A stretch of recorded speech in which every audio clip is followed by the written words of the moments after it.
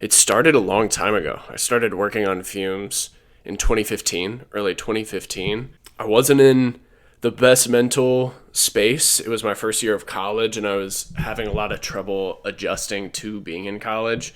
But I knew I wanted to write. That was why I was in school, and the University of Virginia where I went had a lot of romantic appeal to me because of some of the other writers like Edgar Allan Poe and William Faulkner who were associated with the school. I'd be lying if I said that that didn't factor into my choice of where to go to college. I was just questioning like if I'd made the right decision, if I'd just romanticized this place and too much, and maybe if I was in the wrong spot. And I was taking my first fiction workshop at the University of Virginia. It was an intro to fiction writing class, and it was basically one of the prereqs you had to take if you wanted to apply for the area program in literary prose, which is the long and probably too fancy name of the creative writing major. You're technically an English major, and then you end up taking like a bunch of higher level writing classes. So that's what I did at the University of Virginia. And in that workshop, I realized I knew going in, I guess, that I needed to prove myself to myself. I'd been writing a lot of essentially like knockoff fantasy stories and series, like all growing up. I loved reading those. And so I was writing stuff that was really similar to like Aragon and Harry Potter. And then later on, I was writing stuff that felt more mature to me, but also like I knew I wasn't really going for it. And so I knew I had to, kind of man up a little bit and write about something that was more real world. And so I drew on what I knew, about myself, about North Carolina, where I'm from, and I concocted a story that I knew would have a lot of entertainment value still, because I really wanted to impress the people who I was in the workshop with, and most especially I wanted to impress the MFA student who was leading the workshop. And so I put my best foot forward. I wrote what is now the first section of FUMES in a night in my dorm room, and it ended up getting changed a decent amount, but the gist of the story, probably like 60% of what's in that first section, is exactly what I turned in when I was about 19 in that first fiction workshop. So that's where the story came from. It started as a short story that had a very definitive beginning, middle, and end.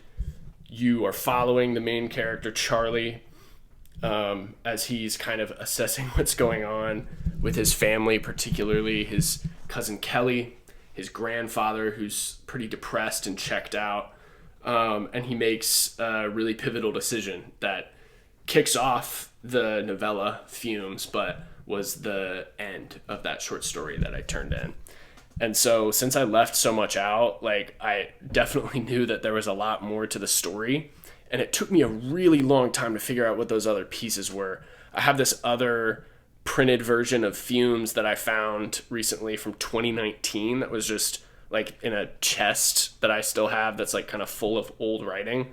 And it was, it was like about 100 pages longer than FUMES ended up being, but it was like this very different version of the story. I probably have written definitely hundreds of pages, probably more than 500 pages, like about Charlie, kind of in the world of Charlie Whitler. And what ended up being in FUMES is kind of what I thought the best iteration of the story was.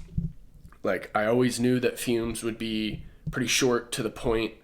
It's meant to be that way. There are a lot of reasons for that. I don't want to give away the ending of the story, but I did know that it was going to be super punchy. Probably the main reason that I would cite for that is that the story did start as a short story. I left a lot out, but like the form of that first section definitely informed like the pace and cadence that I wanted to keep for the rest of the story. So that's where FUMES came from. It took like 8 or 9 years for me to finish up, and it's just like so insane to me that it's out in the world now. Just know that if you're one of those people who left a review of FUMES somewhere, and it meant a lot to me. Like I read everything, for better or worse. I read everything.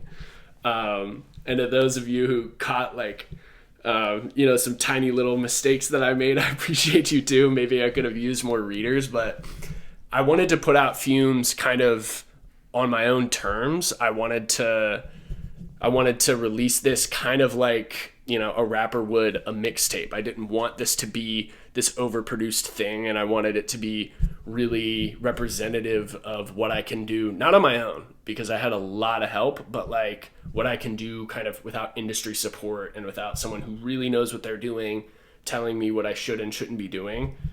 Definitely this could have been a novel, but I felt like it was more of a natural fit to be something shorter, a novelette or a novella. And so that's why it kind of ended up the way that it did.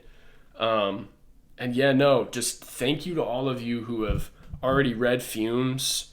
And thank you in advance to those of you who maybe are listening to this and you haven't read Fumes yet.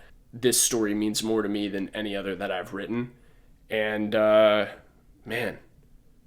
thank you also to my family in particular for reading all of the many iterations of this thing. Thank you to Katie for helping me finalize the cover and just dealing with me throughout the editing process and all of this crazy content creation that I embarked on to promote the story. I don't really have much more intelligent stuff to say, but like if you want to listen to the audiobook of Fumes, that's a Bindery exclusive. So go to my Bindery page. It's like $5 a month. I won't be offended if you decide to sign up just to listen to this. I mean, I hope you would stick around. But I wanted to put the audiobook there, have that be an exclusive there instead of just like selling it somewhere else.